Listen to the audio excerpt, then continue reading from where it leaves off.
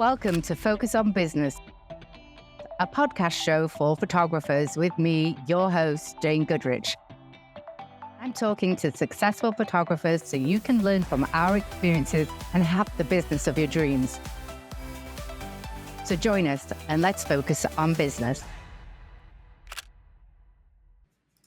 Hi, so I am so excited today on our show. We have Nichole Lauren, who's a fantastic wedding and portrait photographer, but she's not only that, she's also an attorney, a business coach, podcast host, extraordinaire. Wow, you're very busy and very successful. Hi, Nicole. Welcome to the show.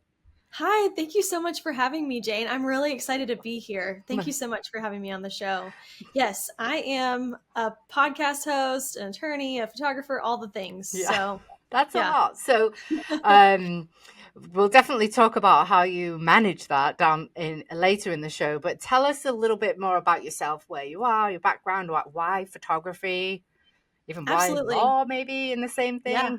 Yeah, absolutely. So people get very confused when I tell them I'm a photographer and an attorney. So I get this question a lot, but I started my photography business back in college, and I was a junior in college. I, started getting into photography. I had a DSLR camera back in middle school. So I was always like the friendship historian. I was always the person in the friend group taking all the photos and annoying everyone and saying like, okay, come on, let's take a photo. And I don't regret it. No regrets one bit. Like, I have all these amazing photos of all my friends growing up, and it's great. But in like around sophomore, junior year of college, I had tried to do like my photography business back in like high school, and it was just like kind of for fun thing.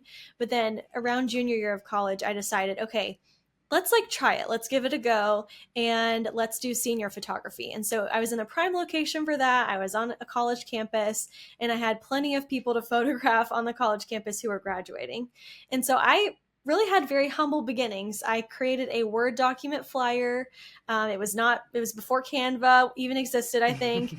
It was like back when InDesign was a thing, and I didn't like that. So anyways, Word document flyer, and I posted my photography sessions for like $50 each, and it was very, very cheap. And I got a lot of group sessions that wanted to come find me for that very cheap price. And that's kind of how I got my start. Yep.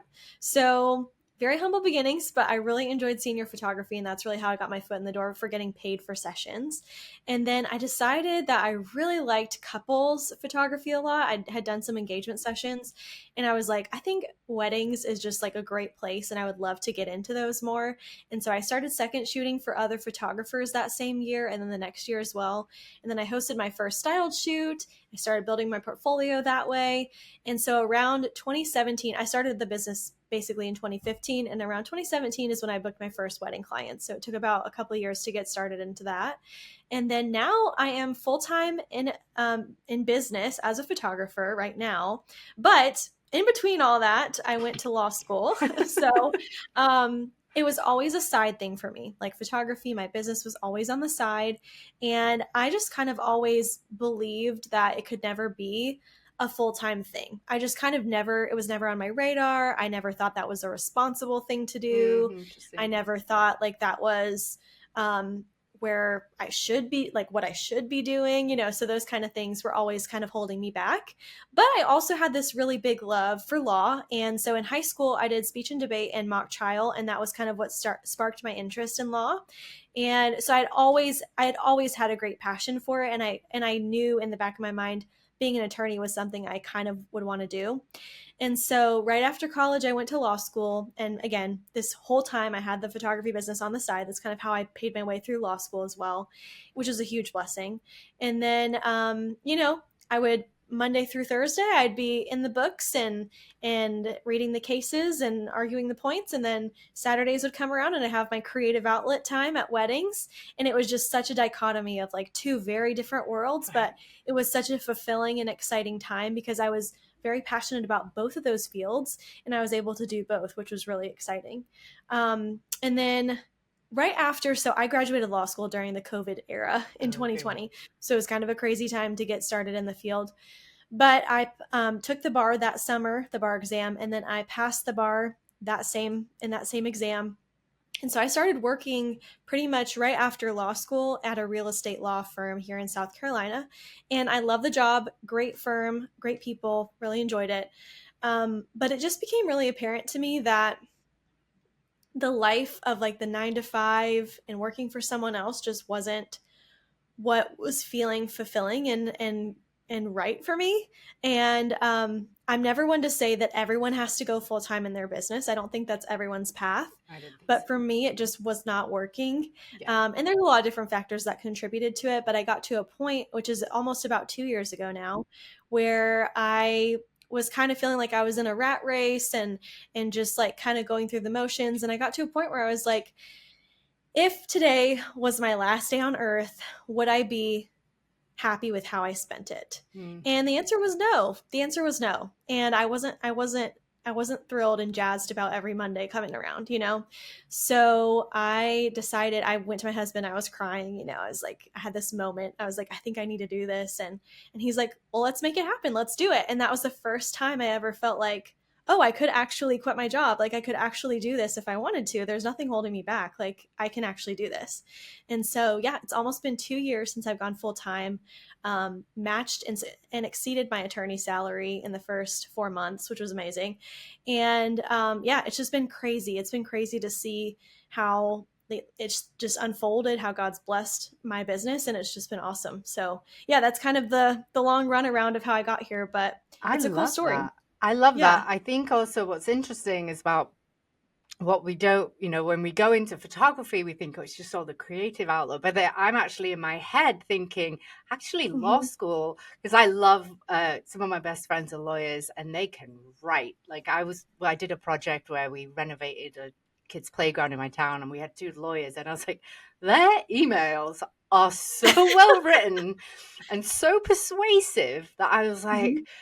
hey, can you write some of my client emails or like, so I think also, I don't know if people have said, oh, it's a waste, but I don't actually think it's a waste because I think Yeah, you take parts of what you learn from in different definitely. places. And I think it would actually be an added benefit of like, well, actually, blah, blah, blah. And the communication is really key in running your business. So I think, wow, that's such a great story. Thank This you. this is a question that is interesting. Is sort of like if you were to travel back in time. I'm not saying that you would change anything because everyone has a Yeah, for journey sure. to path. But if you were Yeah, like, hey, 2015, Nicole, what would you yeah. sort of tell yourself? Oh, I love it. I don't think I've gotten asked that before. I would just tell myself that you're going to make it and it's going to be great and just keep doing what you're doing because I think it's so easy, especially in those first years of business, to doubt yourself constantly. And I think I heard it. I don't know if this is an actual statistic or if I'm making this up, but I think most businesses fail within the first year of their business or the first three Hmm. years of their businesses. And I think that's so true. Like there's so much doubt, so much overwhelm. And I remember just like starting a business and then thinking like, is this it? Like, am I doing it right? Like, is this what it is? Like, I Yeah, don't like, you kind of just doubt yourself. And so, yeah, I would tell 2015 Nicole that like, it's going to be all good. Like yeah. you're going to be all right and you're going to kill it. Like, it's going to be great. So yeah. Well, I think that even the fact that you're saying to yourself, "Are you doing it right?" is key, Yeah. right? Because sometimes, Yes. and I do think in our industry, sort of any creative industry, where you're like, "Oh, well, that looks easy. I'm going to go do that," Yeah. and I think part of what I've seen and what the reason why I sort of create Pixello and this podcast is also to kind of be almost like a sounding board of like it's okay, people have made mistakes, but just let's help the new Yeah. people not make those same mistakes, right?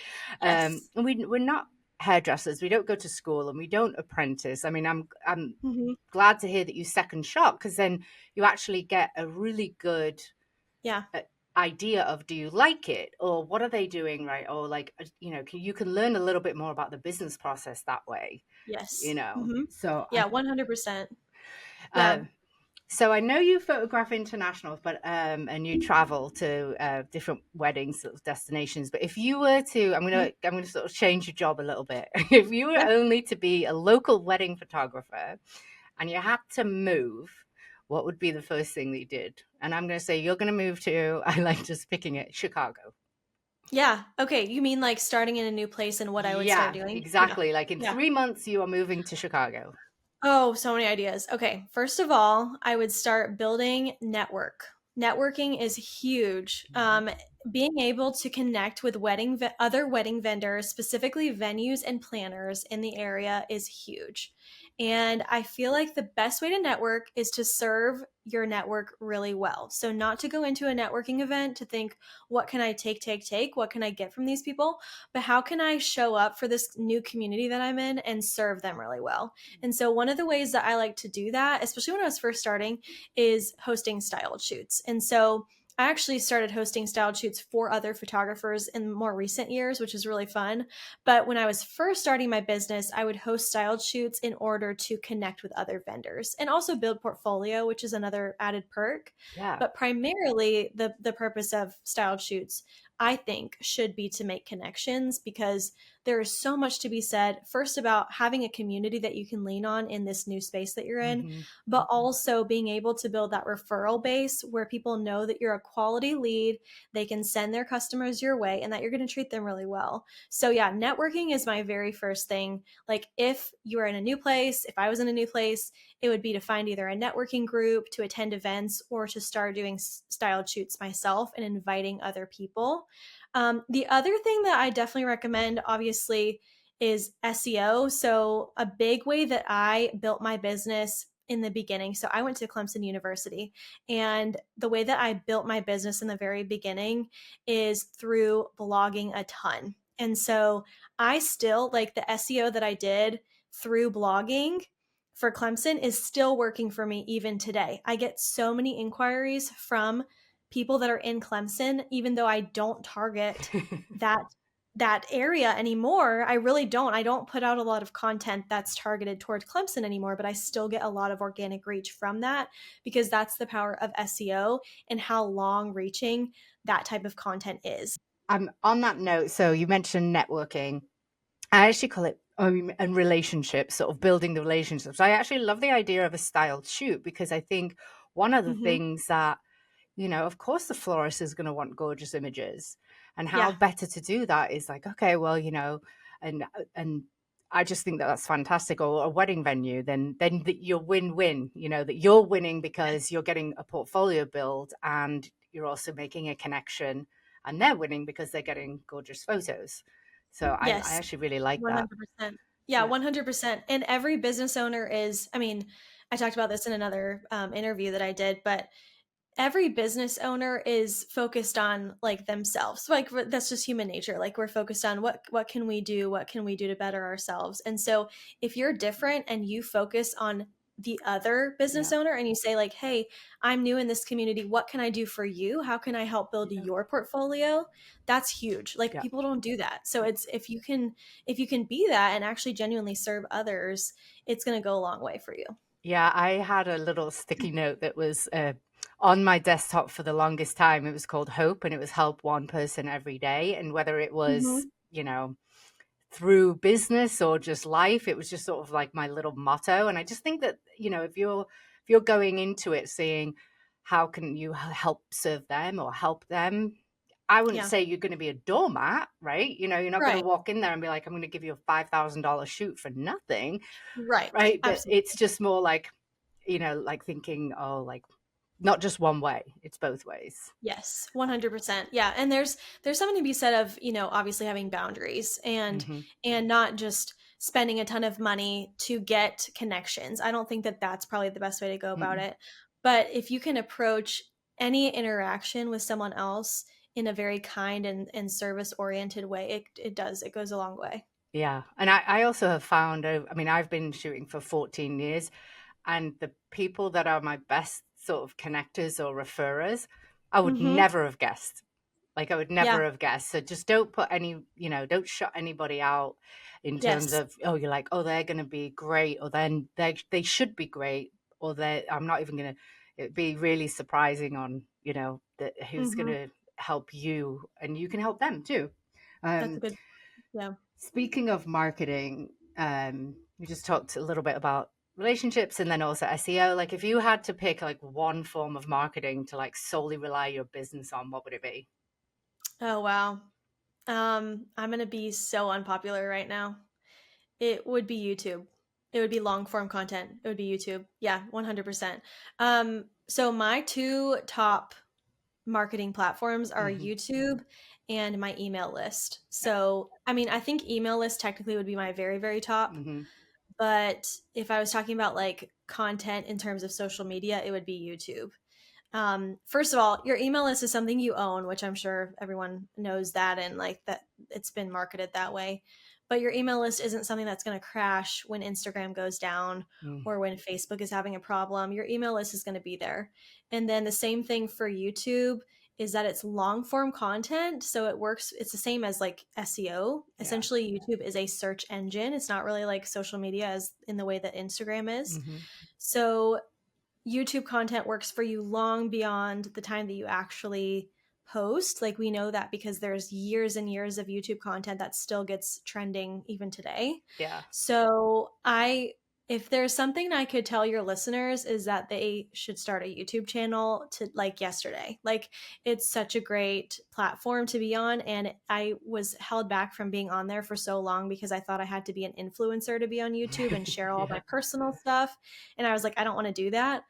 But YouTube is so, so good in terms of teaching and educating and growing your reach.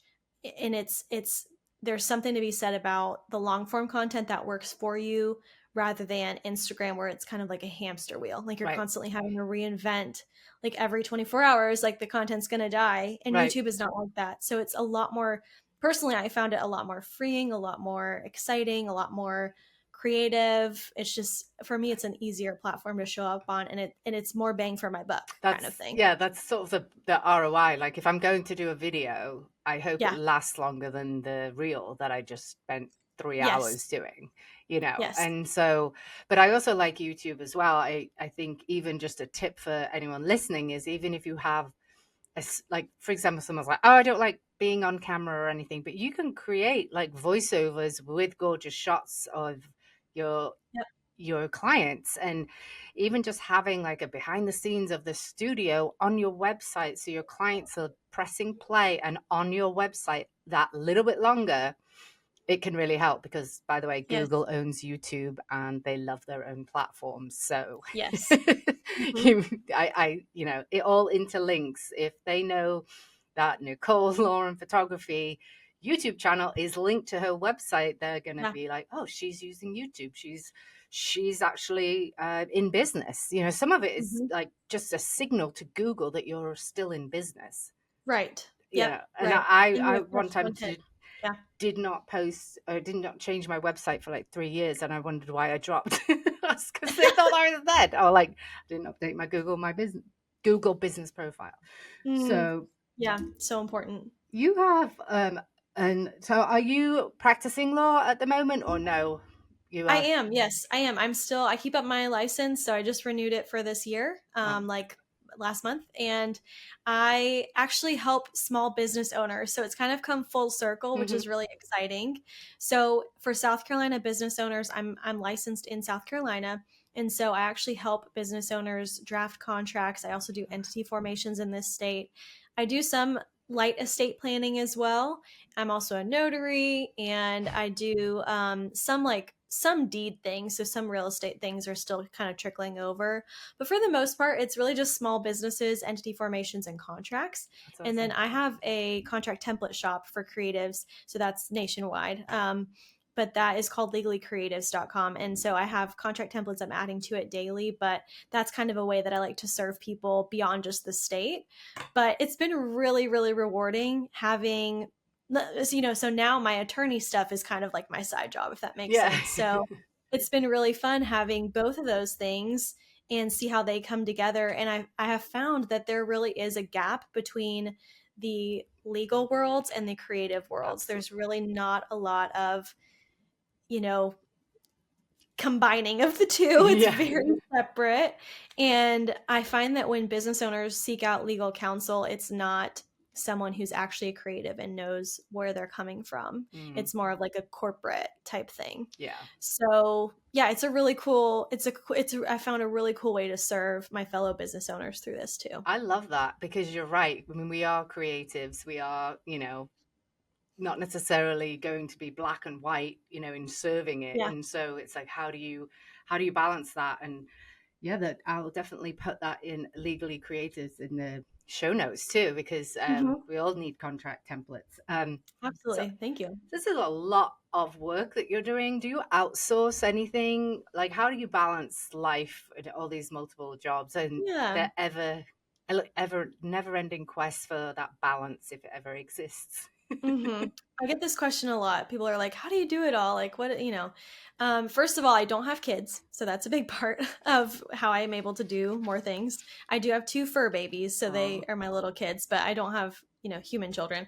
So I think that's a big part. I'm full time, so I do have the whole day, and that's really nice. My husband works outside the home, so he's not distracting me or anything like that. So that's kind of nice. But I would say so. I don't have like a proper team member that's like in the day to day of my business. I do outsource certain things. So, for instance, I have a consistent second shooter that's on my team, and she's like my intern basically. And she's actually a family member that I've trained over the last 2 years, and we work really well together, and she's awesome. So, I have someone like that that's working with me on actual wedding days. And then in terms of like the day to day, I really don't have anyone like consistently. I do have an assistant who, if I have like one off projects or things that I just don't want to spend time on, I'll send them their way. But it's really not like anything like week to week. It's more just whenever as needed. So I have a few things to say about kind of how to manage it all. Hmm. But the first thing that I do is I time track. And so it might sound a little silly or a little bit, like really that helps, but time tracking is so helpful for me, and being able to clock in. Like right now as we're speaking, I have my toggle open and I'm clocked in, and so that really helps me stay on track. I see that the timer is running, and I know that I have a certain number of hours in a day that I have to get stuff done, and so if I see that I'm clocked in, it helps me to stay on track. Another thing that I like to do is having like themed days. So Mondays and Wednesdays are usually like my interior inside business days. So I'm working on the back end of my business, ideating, thinking through things like where I want to go next. And then Tuesdays and Thursdays are usually, scheduling meetings and meeting with others, running errands, things like that. So that's kind of like the loose plan I have for my week. But that kind of helps me structure the boundaries and like where everything needs to fall on my calendar. Another thing that I have been doing recently has been outsourcing to AI. So this has been my really fun, exciting thing that I've tried this year that I've really been enjoying. But I went to a conference in January, and one of the talks was about how to use AI in your business. And so um, from that conference, I started using a application which some of your listeners might be interested in. It's pretty cool. It's called Hoppy Copy, and it's an email writing AI generator thing. So it's basic. It's like way better than Chat GPT in terms of like how good the emails are. And it's obviously a paid service, but that's really cool. So like when I'm doing emails and email marketing, I will use like AI to help me get started, which I find takes a lot of the brain power out of Hmm. it. And then I just actually started this week. Actually, I started using Imagine AI for editing, which is alleviating a lot of the time it takes to edit Yeah. weddings. Yeah. So I definitely use tools strategically, not necessarily that I have like a consistent person I outsource to like every day, but I always make sure that the tools that I'm using are helping. And I think Yeah. that's a great place to start if you don't have the capital or the time or the want, the desire to actually outsource to a human. AI could be a good place to start the journey. I Yeah. fascinated about the clocking in. Absolutely fascinated because I actually Yeah. think you said, people find it odd, or I think that that's so cool.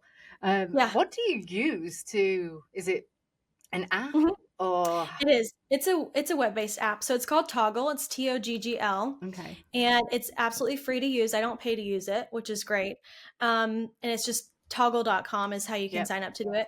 But basically, it's so cool. Like I'm a very data driven person. I love Google Sheets. I love Google Docs. I love like lists and all these things. So it's really helpful for me to see not only that I'm clocked in terms of an accountability aspect, Hmm. but it also gives me reports at the end of every week what I did. It gives me like a pie chart showing me where all my Yes. time was going Yeah. and like the projects I was working on. And so I love that because I can then assess at the end of the week, okay, was I being productive? What did I actually work on this week? Because Hmm. sometimes the day can get away from you and you're like, what did I actually do today? Like, I don't even remember. Yeah.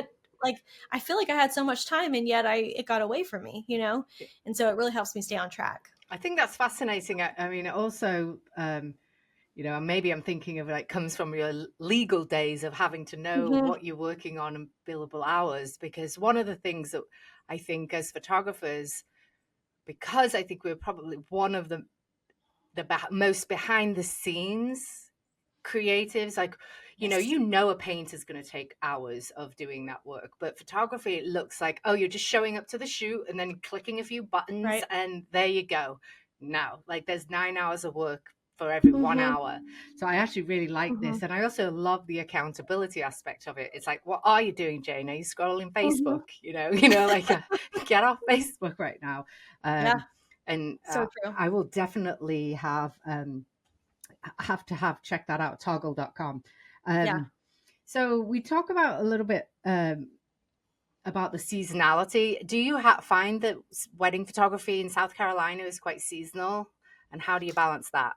Yeah, I would say it is. Our winters are pretty mild, so I think we tend to have weddings year round.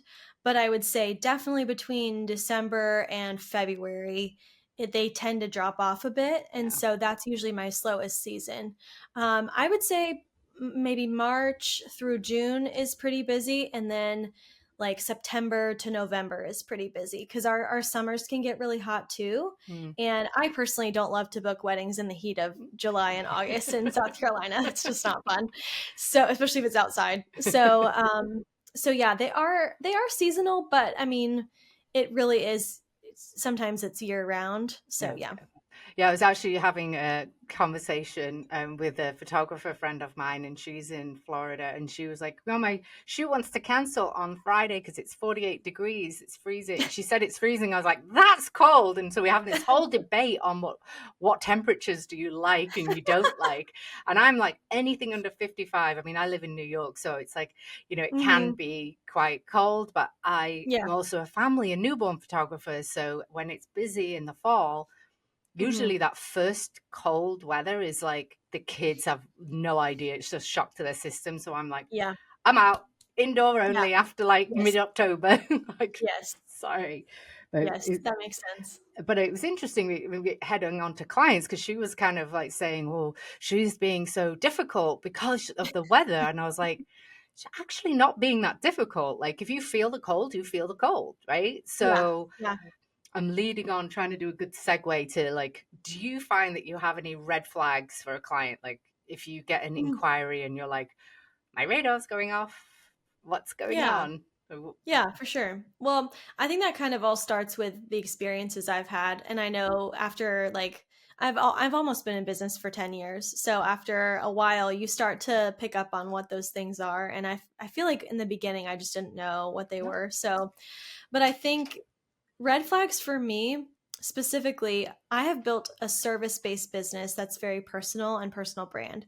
And so when I get an inquiry that's just pretty much price shopping, Mm-hmm. for me, that's not really an aligned client because well, although price is important and I do encourage, and for myself, I have an average investment price listed on my website because I Yeah. think price transparency is really important.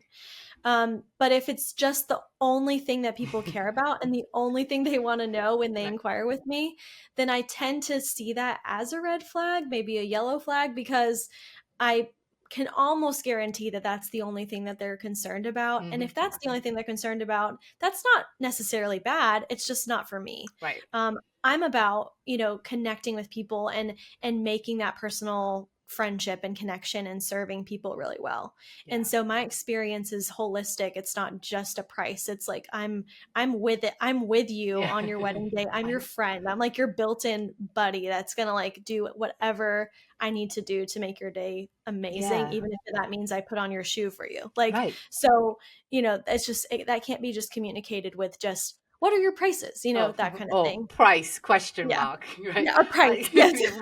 how much? Actually, how much Yes. is annoying. I How mean, much? I also have my prices fully listed. I'm fully Hmm. transparent. Like, I am Yes. like, here you go. So when someone asks about price, it's kind of like, well, did you actually even look at my website, or are you Right. just like firing them off? And Hmm.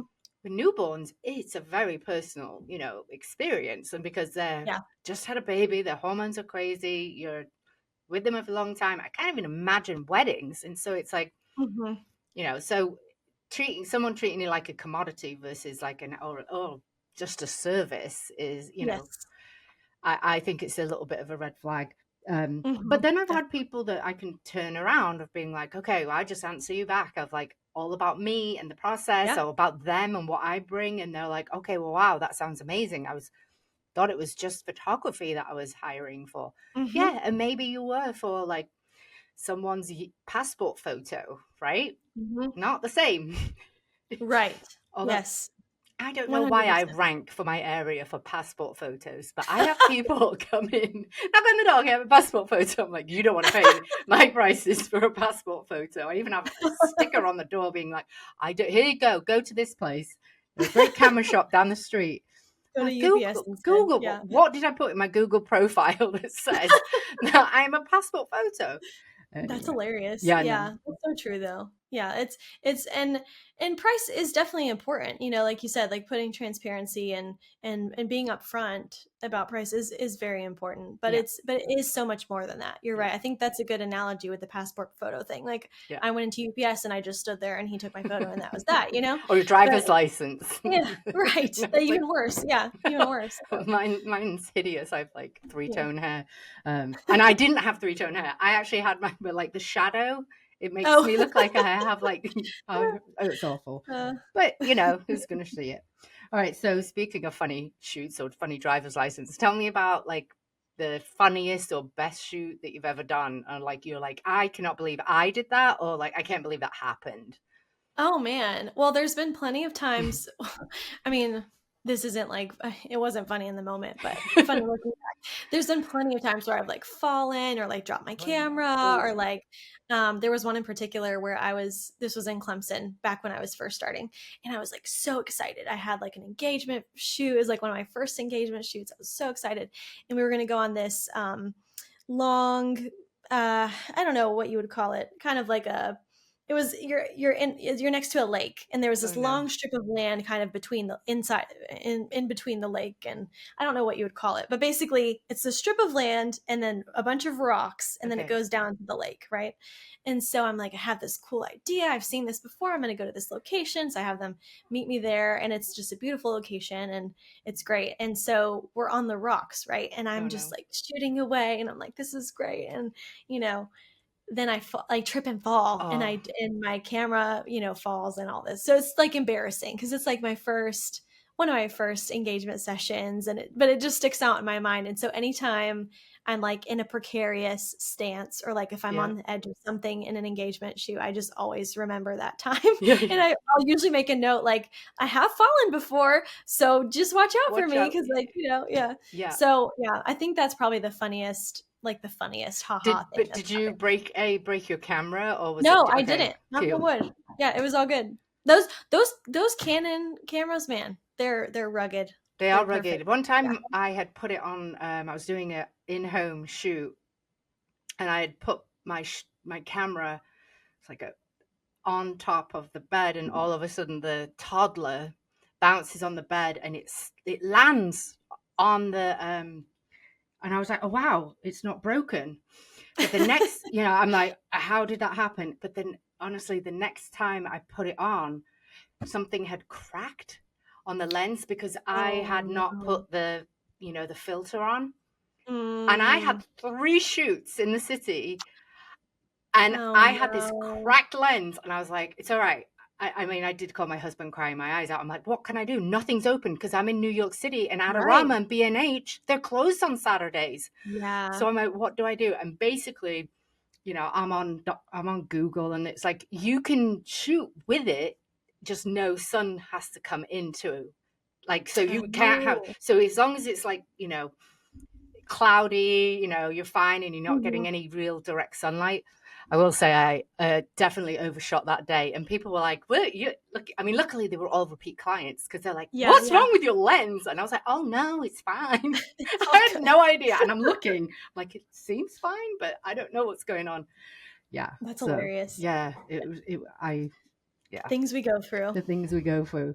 Okay, so as we wrap up, I always ask, what's the one tip you would give to a new photographer? Say your Mm.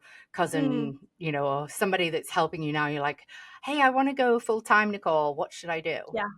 Oh wow, so many tips. But the main thing I would say is don't put yourself in a box. Um, I think we get the advice to niche down and to find like our specialty. And while I think there's definitely a place for that, when you're just starting out and you're trying to figure out where you're going with this, you need to try all the things and Right. try everything and get experience any way that you can, and then make a decision. And then also beyond that, so like obviously me as a photographer and attorney, obviously those are very different things, but they work well for me. But that came from me owning that, and Right. and me actually like accepting that about myself, that I can be both, that Yeah. I can do both things, and that I don't have to like put myself in just what the photographer box or just the attorney box. And so I think especially when I was starting out, it's like, okay, I see this person, I need to kind of mimic them or do what they're doing, Yeah. or have this like same type of business or follow their path. And it's just not, I mean, it's there's something to be said of learning, right? And Right. learning from other people. But it really will hold you back from your potential if you're just putting yourself into this little mold and you're not accepting and embracing all the parts of you and all the different Right. experiences you have. So I think that's where it starts. Like if you're, especially if you're going trying to go full time, you need to be like, okay, I can do this and all of me is acceptable like Right. for this. Like I'm equipped, and it can happen for me. Yeah. I can go full time, and Yeah. just kind of Or like mindset thing. yeah, it's a Yeah. mindset. I think it's a mindset thing, and it's also like focusing on the goals. And like you said actually Hmm. earlier, it's like you don't actually have to be full time. Like it can be part time. I Yes. remember mentoring someone that had like given up a really good teaching job to Hmm. spend time with her family. She thought photography would do it, didn't charge enough. There's a long story short. Whereas she probably, if she'd have realized, actually, my teaching does give me much more freedom than I think, Hmm. or go part time teaching, or take that talent that she has, who's a very good teacher, and sort of balance it. And then, unfortunately, she did go out of business in 3 years, and then wasn't able to go back to teaching because Mm. all the jobs had been taken, and then she had to do something else. But then Hmm. I've mentored someone who was a full time NICU nurse and newborn photographer, and we talked about, she's like, oh, I'm sick of my job, this, that, and the other. And then we talked about like, well, the benefits of your job is insurance and this. And Yeah. she ended up coming around being like, you know what, this job actually, I can go part time and I can be Hmm. part time photographer. And then like talking to her like 2 months after it, she was like, took the pressure off, like the like Yes. being full time photography or being a full Hmm. time nurse, and you're not. And she actually really, she said, I actually look forward to being a nurse now, and Yeah. Yeah. because she sort of accepted it, because it doesn't have to be full Hmm. time. So 100%. Yeah. I think we get this idea that it has to be 100% everything. Like right, it has to be like, okay, if we're doing this, it has to be all in. right, And yes, I mean, you need to be dedicated and you need to have stamina and like longevity, right? yeah, But it doesn't have to be either or. It can be both and. yeah, And I think there's actually a lot of beauty in that. Also, the pressure thing is so beautiful. Like right, taking the pressure off yourself to make a sustainable living and having that backup income, I think yeah, is so great. And it allows you to be a little bit more creative because you're not worried about losing customers or, you know, yeah. Or raise your having to prices. make ends meet. Yeah, To be honest, I exactly. think it's funny. People are like, "Oh, I'm part time. That's why I don't charge." I'm like, "Well, you should be more because your Charge time is more. Yeah, little, and also exactly. the costs that you have, like whatever costs you have, are not split over as many shoots. So That's so true. and Yeah, you that's have the exactly right. comfort of an income, and you can invest in education, and you should actually be charging more. And that's my tip, Hmm. is like, because you have the flexibility and your time. Say you have kids and you're working full time and you're doing this on the side, your time is much more valuable because than Hmm. somebody that's doing this full time, because Yeah. that's it's you only have certain hours in the day. All right, well, this 100. has been amazing, Nicole. Thank you so Thank much. you. In wrapping up, just tell our audience, I will put it in the show notes, but tell our audience how they can find you. Yeah, so my name is Nichole Lauren with an H, so it's Nichole. So you'll have to put a link because sometimes it I trips people will. up. But Instagram.com/underscore Nichole Lauren is my Instagram account. And then NicoleLaurenPhotography.com is my website. You can find my educational shop on there, wedding info, and coaching info on there as well. That's awesome. And then LegallyCreative.com is the contract templates. And then my podcast is the Self Starter podcast. So Jane's going to be on my podcast, so you can come listen to her episode on there as Yeah. well. But would love to have you follow along. Thanks, Nicole. I really, really, I loved hearing your story. It's so, I think the yes, and like not being put in the box, I think is really, really fascinating and really Mhm. true. We Mhm. are multifaceted human beings, so I appreciate Absolutely. that.